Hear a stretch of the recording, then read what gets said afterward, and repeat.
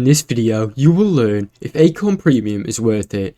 Whether Acorn Premium is worth it or not depends on your financial goals and how much you value your additional features of Acorn. Acorn Premium offers advanced tools such as personalised financial advice, access to a retirement account, and a 1% bonus on investment. It also provides access to financial advisors or other premium features like retirement planning, which can be beneficial if you're looking for more guidance and advanced investment tools. If you're a beginner looking for basic investing and saving automation, Acorn free and standard plans may be sufficient. However, if you have a more complex financial needs, such as planning for retirement or seeking more tailored advice, the premium plan could be valuable, insightful, and benefit you.